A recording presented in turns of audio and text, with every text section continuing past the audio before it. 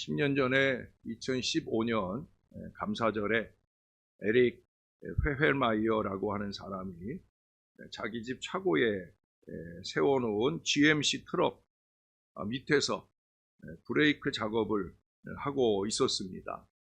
그런데 이 차를 받치고 있던 그 잭에서 차가 그만 미끄러지면서 갑자기 차가 내려앉으면서 그 밑에서 작업하던 이 회헬마이어 씨의 그 어깨를 짓누르게 됩니다. 그걸로 끝나는 것이 아니라 기름이 흐르고 불이 붙기 시작하면서 작은 폭발도 일어났어요. 그 순간 회헬마이어 씨는 나는 이제 죽었구나. 오늘 저녁에 사람들이 내 시신을 차에서 끌어내겠구나 하고 생각을 했습니다. 근데 다행히 그 시간에 공군사관학교에 다니는 19살 난 그의 딸 샬롯이 감사절 휴가로 집에 와 있었어요. 그녀는 쿵 하는 소리를 듣고 맨발로 차고로 달려왔습니다. 그녀는 차 밑에 깔려있는 아빠를 보고 놀랍게도 그 무거운 트럭을 들어 올렸어요. 그래서 아빠는 간신히 그 차에서 빠져나올 수 있었습니다. 아빠가 차 밑에서 나오자 그녀는 불타고 있는 그 트럭을 타고 차고 밖으로 몰고 나왔고요. 그리고 불을 봉쇄하도록 차고 문을 닫았습니다. 집안에 있던 언니의 아기와 집안에 있는 사람들을 다 집 밖으로 나오게 했어요. 차는 전소가 됐지만 다행히 인명 피해는 없었습니다. 그 딸이 대단한 거구를 가진 사람이 아니라 158cm, 54kg밖에 안 되는 아주 자그마한 몸으로 그 무거운 차를 들어 올렸다라는 것은 놀라운 괴력이었죠. 물론 그녀는 나는 그 순간 마땅히 해야 할 일을 했을 뿐이고 내가 영웅이라고 생각하지 않는다 말했지만 그녀는 용감한 시민상도 받았고 TV쇼에 나가서 만불의 상금을 받기도 했다고 해요.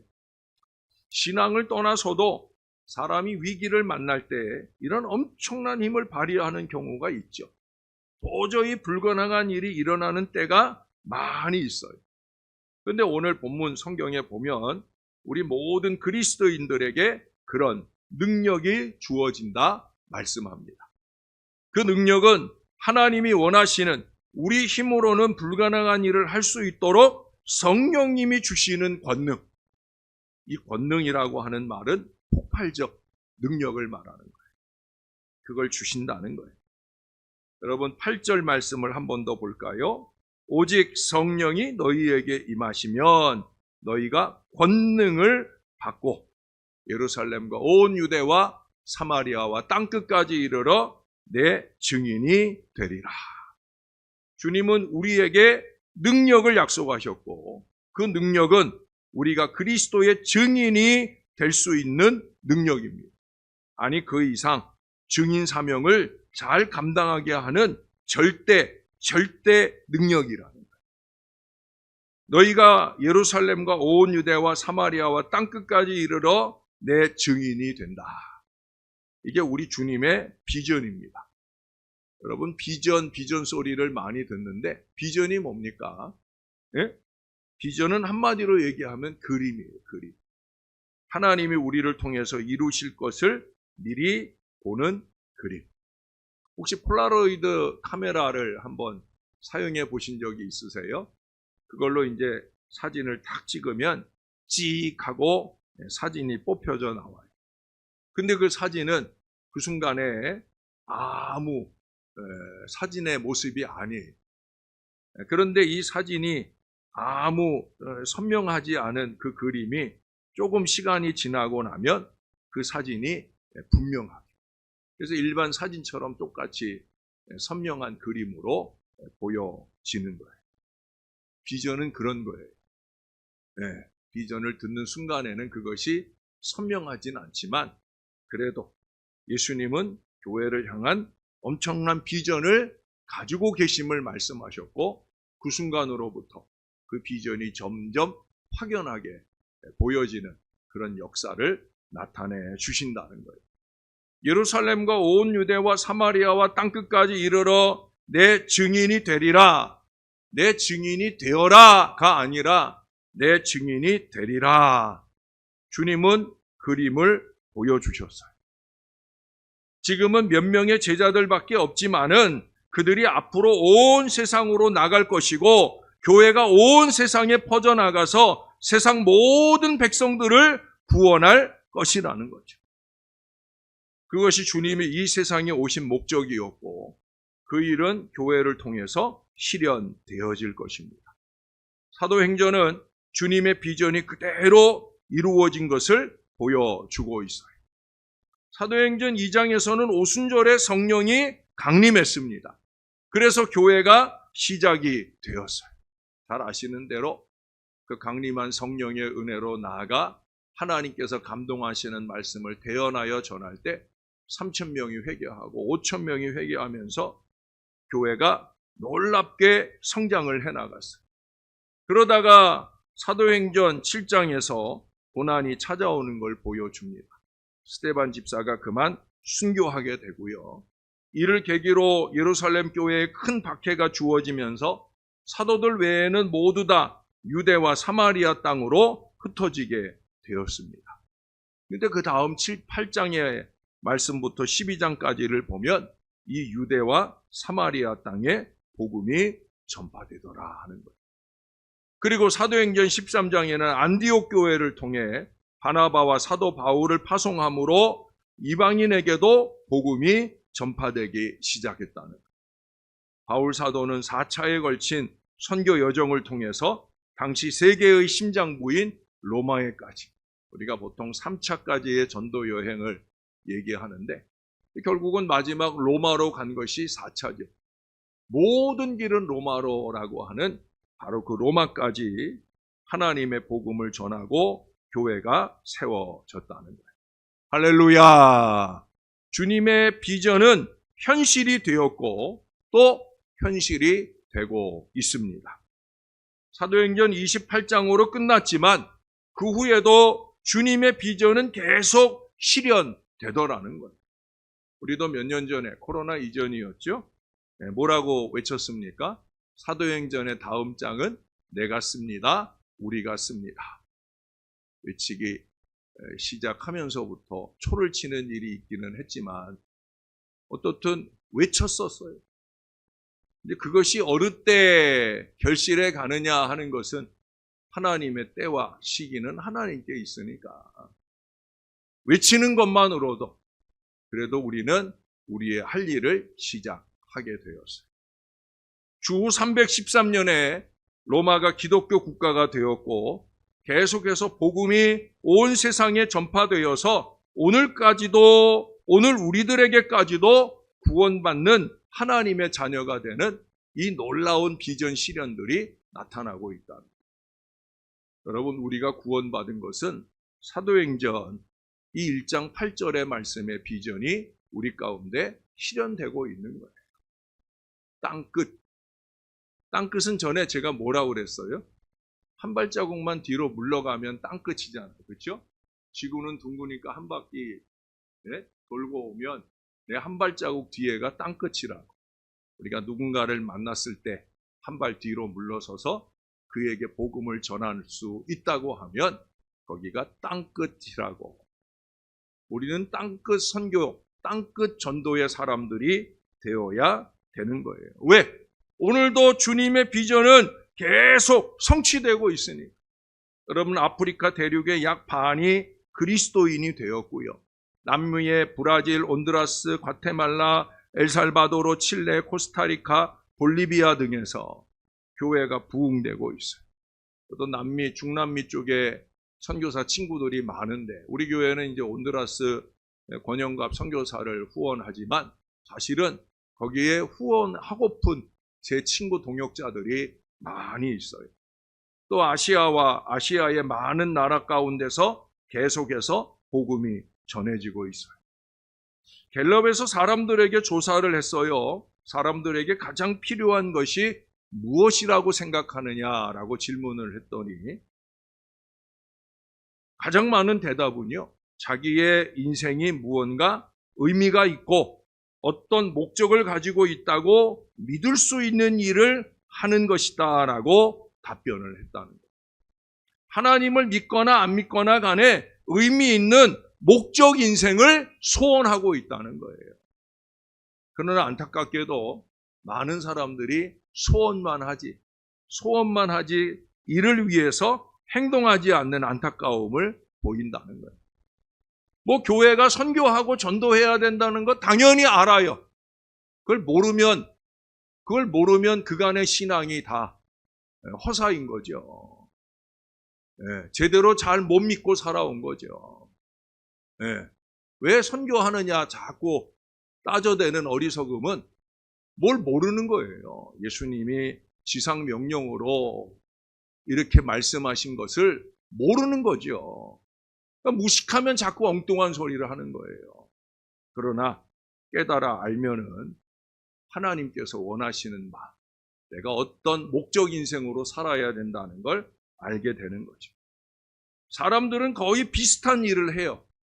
학교 다니고 졸업을 하고 그 다음에 취직을 하고 또 좋은 사람 만나 결혼도 하고 아이를 낳아서 기르고 가능하면 돈을 좀 모아서 은퇴를 합니다. 그리고 은퇴를 하고 소파에 앉아서 TV 보고 핸드폰 보고 있는 것이 다라고 하면 여러분 그것만 가지고는 보람 있다, 목적 있는 인생을 잘 살았다 말할 수가 없을 거예요. 물론 우리 모두는 육신의 안락함을 다 원합니다만은 우리는 그것 이상의 의미 있고 보람 있는 인생을 원하고 있습니다. 사도행전은 우리가 삶의 목적을 발견하게 하고 그 목적을 이룰 수 있는 이 성령의 능력으로 채워지게 하는 책이에요. 사도행전의 저자가 누구예요? 누구예요? 누가예요. 누가. 누가는 누가복음에서 예수님의 행적을 기록했고요. 이어서 이 사도행전에서 예수님 이후에 주님의 몸된 교회가 성장해가는 모습을 기록하고 있어요. 그래서 오늘 본문의 1, 2절을 보세요. 데오빌로여, 내가 먼저 쓴 글에는 무릇 예수께서 행하시며 가르치시기를 시작하심부터 그가 택하신 사도들에게 성령으로 명하시고 승천하신 날까지의 일을 기록하였노라 하고 기록했어요. 누가는 어떤 인물입니까? 누가는 사도 바울의 충실한 동역자였어요. 사도 바울과 함께 2차 전도 여행에 동행하였고요. 바울이 로마 감옥에 있을 때에도 바울과 함께 있었던 정말 충성된 동역자예요. 누가는 의사였습니다. 의사이기 때문에 그는 이과, 과학도예요. 그는 예수님과 교회의 행적을 매우 세밀하고 정확하게 관찰하고 기록을 했어요. 그러나 누가의 강조점은 다른 데 있지 않아요. 성령님의 역사하심이에요. 누가는 초대교회가 시작하고 성장해 나가는 동안에 어떻게 성령 하나님께서 역사를 하셨는지를 기록하였기 때문에 그래서 이 사도행전을 뭐라고 불러요? 성령행전이라고. 성령행전이라고. 물론 선교행전이라고도 부르지만 그 선교행전의 이면에 가장 강력한 성령의 역사, 성령행전이라 말씀하는 거예요. 금년에 우리 교회가 부흥을 목표로 부흥 출산 2025를 붙이게 된 것도 이 사도행전의 연장으로서 2025년에 작년보다 더 큰 부흥의 역사를 이루어 보자 하는 그런 의미가 있어요. 여러분 오늘 본문에 보시면 거기 예수님의 약속이 나오잖아요. 부활하신 예수님이 제자들에게 약속을 하셨어요. 4절, 5절 말씀을 한번 교독을 할게요. 제가 4절, 여러분이 5절을 읽어주세요. 사도와 함께 모이사 그들에게 분부하여 이르시되 예루살렘을 떠나지 말고 내게서 들은 바 아버지께서 약속하신 것을 기다리라.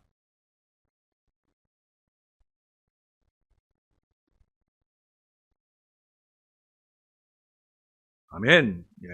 여기 제자들을 떠나가시는 예수님은 제자들에게 가장 필요한 것, 가장 중요한 것을 약속하셨어요. 그게 뭐냐? 성령님을 약속하셨어요. 그때의 형편을 한번 생각해 보세요. 예수님이 십자가에 달려 죽으셨을 때 제자들은 한없이 낙심했을 거예요. 근데 부활하신 예수님을 만났을 때 그 제자들은 소망을 가지게 되었어요. 근데 이제 예수님이 승천하시니, 예수님 승천하시면 그들은 어떻게 신앙생활을 할 수 있겠습니까? 어떻게 박해 중에서 교회를 든든하게 세워나가겠습니까? 어떻게 유대인들에게 복음을 전하겠습니까? 무슨 능력으로 그런 일을 하겠습니까? 예수님은 이런 상황에서 바로 성령을 약속하고 계시는 거예요. 우리가 신앙에 들어왔을 때도 마찬가지입니다. 우리는 잘 모르지만 성령님이 우리 안에 내주하심으로 예수님을 영접하고 믿게 되었습니다. 그것은 시작일 뿐이에요. 그 다음부터 어떻게 신앙인으로 잘 살아갈 것입니까? 많은 문제가 생겨나고 극복해야 할 것들이 많이 있을 거예요. 그럭저럭 신앙하고 살아간다면 아무 문제가 없지만 주님의 이 말씀을 사명으로 생각하고 축복으로 생각하고 그렇게 선교와 전도에 대한 당연한 목적 달성을 위해 살아간다고 하면 그러면 도대체 어떻게 그것이 가능할 수 있겠느냐. 그러므로 우리 모두에게는 하나님이 주시는 능력, 성령님의 능력이 필요한 거예요. 정말입니다, 여러분. 성령님의 능력과 은혜가 필요합니다. 자꾸 사람의 생각, 사람의 일을 멈추려고 하면 찔끔 은혜가 아니라 성령 충만이 필요한 거예요. 예수님은 성령님의 세례를 약속하시면서 이 약속을 위해서 예루살렘을 떠나지 말고 기다리라 말씀하셨어요. 아마 그때 제자들의 심정은 이제 예수님의 부활을 사람들에게 알리고 싶은 그 마음이 많았을 거예요. 왜? 부활한 예수님이 계시니까 그 부활한 예수님이 보여질 때 훨씬 더 설득력이 있지 않겠습니까? 그러나 예수님은 아니다. 기다려라. 그들은 성령님의 능력이 임할 때까지 기다려야 했다는 거예요. 여러분, 어떤 때는 기다리는 게 힘이 듭니다. 좋은 일을 기다리는 것도 힘이 듭니다. 시험을 잘 친 것 같은데 발표를 기다리려면 지루합니다. 사랑하는 가족의 수술 결과를 기다릴 때 두세 시간이 몇 달처럼 느껴지기도 해요. 저는 교인들이 수술 받아도 그렇거든요. 수술만 아니라 저는 목회는 기다림이다. 네. 크고 작은 많은 교인들의 삶과 상황 속에 목사는 계속해서 기도하고 또 말씀도 보내주고 그러면서 결과도 기다리고 또 회복도 기다리는 목회. 그런데 여러분, 기다리는 것 중에 가장 힘든 일이 뭐겠어요? 하나님을 기다리는 게 가장 힘든 일이에요.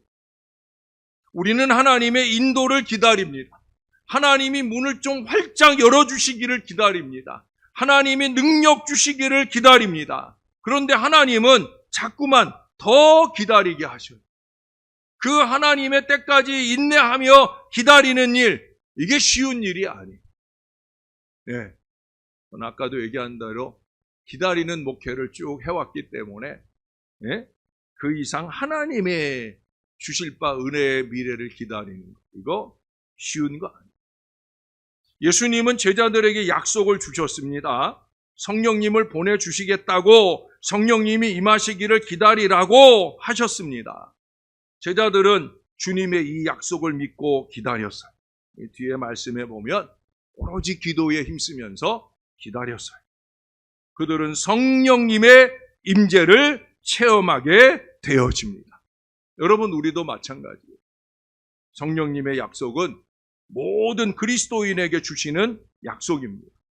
성령님이 우리에게 임하실 때 우리는 하나님과 연결이 되는 거예요. 우리가 교회 안에서 직분을 받고 많은 일들을 하지만 하나님과 연결 없이 일하는 사람들을 많이 봅니다. 그러니까 자기 마음대로 자기 멋대로 이게 옳은지 그른지 이것도 모른 채 일하는 경우를 많이 보게 됩니다. 성령의 충만함으로 하나님과 연결돼야 되는 거예요. 하나님이 우리 가운데 거하시게 되어져야 된다는 거예요. 그 성령님은 보혜사 성령님이라고 하잖아요. 우리를 도와주시고 인도해 주시고 우리에게 능력을 부어주셔요. 그래서 우리의 삶은 성령 안에서 활기차고 풍성하고 능력 있고 무엇보다 아버지의 선명한 뜻을 따라가게 만들어주는 거예요. 초대교회 성도들에게 주어진 약속은 오늘 우리들에게도 똑같이 주어진 약속입니다. 이 뒤에 2장 19절에 베드로 사도는 이 약속은 너희와 너희 자녀와 모든 먼데 사람 곧 주 우리 하나님이 얼마든지 부르시는 자들에게 하신 것이다 라고 말씀하고 있어요. 성령님의 그 약속은 하나님이 부르시는 저와 여러분 우리 모두에게 주신 약속입니다. 믿으시기 바랍니다. 나를 향한 약속이에요. 그러나 이런 좋은 약속이 주어졌지만 오늘 본문에 보니까 제자들은 엉뚱한 생각을 하고 있어요. 그들은 하나님이 하시려고 하는 일보다 자기들이 중요하게 생각하는 일에 여전히 마음을 쏟고 있어요. 언제나 이게 문제죠. 어제 새벽에도 얘기했지만 기독교는 생각의 종교입니다. 그러나 말씀이 없고 성령 은혜가 없으니 자꾸 엉뚱한 생각을 합니다. 자기 생각, 세상적 생각만 하고 더 나쁜 이기와 욕심만 생각하고 그걸 펼쳐가기 위해 거짓과 술수를 쏟아놓기까지 하는 걸 보게 됩니다. 여러분 6절을 보세요. 그들이 모였을 때에 예수께 여쭈어 이르되 주께서 이스라엘 나라를 회복하심이 이때니까. 앞서 예수님 말씀하시는 그 말씀하고는 아무 상관이 없는 엉뚱한 얘기를 질문하는 거예요. 이 질문을 들었을 때 예수님은 한숨이 나왔을 거예요. 참 가슴 답답했을 거예요. 이제 곧 내가 가야 할 날이 얼마 안 남았는데 제자들은 여전히 한심한 이런 질문을 하고 있으니 예수님 마음이 어떠실까? 예수님은 그들의 생애를 송두리째 바꾸어 놓을 영적인 일을 말씀하시는데 그들은 아직도 현실 세상의 유한한 나라를 생각하고 있더라는 거예요. 그들은 아직도 십자가 이전에 유대인들의 그 메시아 사상에 매여 있더라는 거예요. 메시아가 와서 그들을 로마의 압제에서 해방시킬 것이나 그 생각에 머물러 있는 거예요. 제자들은 이제야말로 부활하신 예수님이 메시아 왕국을 건설하시지 않을까. 그러면 우리도 중요한 한 자리를 맡게 되지 않을까 그런 생각을 했지만 여러분 그것은 하나님의 뜻이 아니잖아요. 자꾸 이 생각을 놓지 못하는 건 왜 그러겠어요? 이기적인 마음 때문이에요. 자기만 생각하는 거지. 예수님은 하나님 나라의 일을 말하는데 그건 하나도 들리지 않고 자기만 생각하는 거예요. 인간적인 조급함 때문이에요. 그래서 예수님이 말씀하시죠. 여러분 7절은 같이 한번 읽어볼까요? 시작. 이르시되 때와 시기는 아버지께서 자기의 권한에 두셨으니 너희가 알 바 아니요. 여러분 이 말은 너희는 지금 필요 없는 생각을 하고 있다는 얘기예요. 너희는 이 세상의 일에 관심 기울이지 말고 하나님이 하시려는 일을 위해 마음을 좀 열어라 말씀하고 있는 거예요. 하나님은 지금 놀라운 일을 하려고 하시는데 제자들은 잘 모르고 있었습니다. 지난 주일에도 말씀드렸지만 우리가 새해를 시작했으면 변화돼야 해요. 변화를 위해서 먼저 해야 될 일은 뭐냐? 과거를 잊어버려야 됩니다. 자꾸 과거를 생각하면 하나님이 오늘 하시려는 일을 잘 못 보기가 쉽습니다. 교회가 과거의 영광을 생각하고 과거에 했던 큰 일들을 자꾸만 생각하면 지금 우리 하나님이 새롭게 하시려는 일을 보지 못하게 된다는 거예요. 그러니까 제자리 걸음하거나 아니면 후퇴하는 인생을 살게 되는 거죠. 여러분, 사람이 생각을 바꾸는 거 어려운 일입니다. 그동안 살아오던 방식, 그동안 일해오던 방식을 바꾸는 거 매우 어렵습니다. 우리가 가진 선입관을 바꾸는 거 어렵습니다. 잘못된 일인 줄 알아도 바꾸지를 못하는 사람을 많이 봅니다. 제가 강단에서 소소하게 바꿔야 될 일들을 자주 얘기하거든요. 광고 속에서도 얘기하고 설교 속에서도 얘기하고. 근데 안 바뀌더라고요. 잘 안 바뀌어요. 예? 그러나 여러분, 우리는 하나님 사람이기를 소원하잖아요. 하나님의 사람이기 때문에 하나님이 하시려는 일에 열린 마음을 가지고 필요하면 새로운 일을 시도하고 새로운 라이프 스타일로 바꾸어야 되는 거예요. 예배와 선교와 교제를 위해서 우리가 성경 통독 300을 하고 100일 새벽 300을 하고 새로 등록 300을 하자 하는 이 한 해의 라이프 스타일, 새로운 라이프 스타일이 선포되었을 때 또 그것에 좋다고 동의하고 함께 말했으면 그 일에 바꾸어지는 삶이 있어야 되는 거예요. 하나님의 일에 맞추고.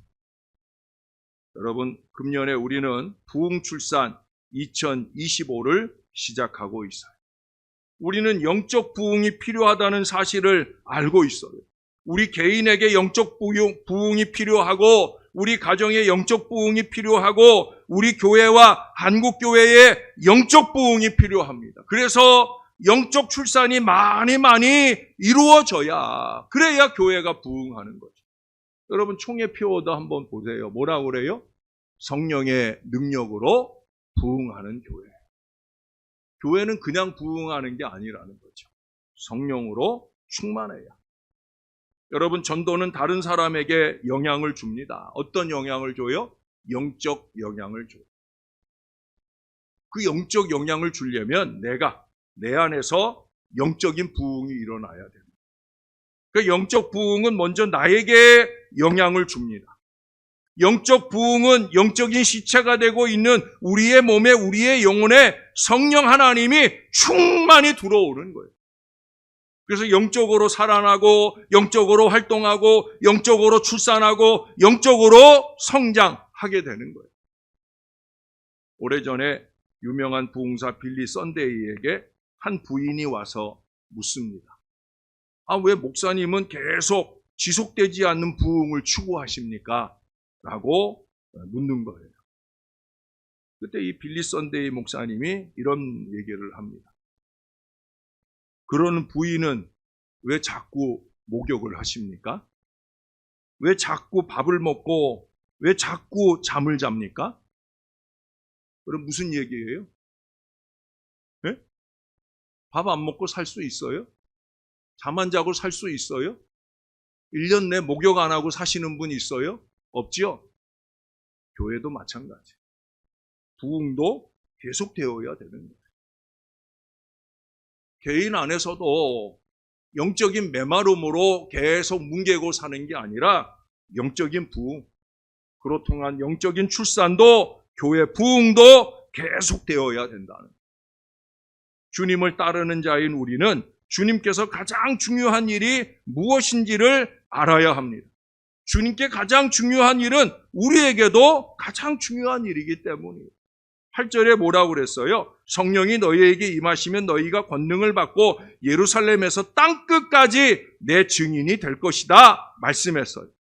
박해받는 예루살렘 교회가 예루살렘에서 시작해서 땅끝까지 복음을 전하게 된 것은 출발이 좋았기 때문이에요. 그 교회는 성령님과 함께 출발한 교회였습니다. 그 교회에는 성령님이 임했다는 거예요. 그 교회 성도들은 성령으로 충만했습니다. 그때 그들은 모두 능력 있는 증인이 되어 영적으로 출산하는 일이, 영적으로 부흥하는 일들이 힘있게 이루어졌다는 거예요. 증인이라는 단어 전에도 말씀드렸죠. 헬라어로 하면 말투스예요. 우리가 영어의 마터라고 하는 게 순교자거든요. 바로 이 말에서 나왔어요. 예수님을 증거하기를 죽기까지 증거하는 사람이 순교자잖아요. 하나님은 우리를 그런 증인으로 부르고 계셔요. 물론 우리는 옛날처럼 원형 극장에서 사자의 밥이 되지는 않습니다. 오늘의 증인은 예수님이 내게 어떤 분이신지, 하나님이 다른 사람에게 어떤 분이신지를 전하는 그 일을 최우선으로 삼은 사람이고, 그런 사람에게 그것을 잘 감당하도록 성령 하나님께서 충만하게 능력을 주신다는 거예요. 여러분, 어제 새벽 말씀에 우리가 신의 산에서 모세에게 주신 하나님의 축복 행적을 꼽아봤는데, 그때 이 대언의 사명, 마지막 세 번째 축복이 뭐였어요? 대언의 축복이었어요. 대언이 뭐예요? 전도고 선교예요. 이 대언이 축복이라는 걸 우리가 알게 되었어요. 모세가 시내 산에서 보여준 축복 행적 중에 60만 이스라엘 가운데 유일하게 모세만 이 축복을 받았다는 거예요. 오늘날도 마찬가지예요. 전도와 선교를 최우선으로 삼도록 부름받은 사람에게 권능이 부어지는 축복을 주신다. 나이 상관없이 영적으로 출산하는 이 축복을 주시는 거예요. 이렇게 기도하겠습니다. 좋으신 아버지 하나님 은혜를 감사합니다. 부족한 저희 위에도 우리 예수님께서 약속하신 성령의 충만함을 주시옵소서. 내가 세상 끝날까지 너희와 항상 함께 있겠다고 약속하셨는데, 그 약속은 성령님의 충만을 통해 우리에게 실현되는 걸 잊지 말게 도와 주시옵소서. 누구와 함께 하시는가?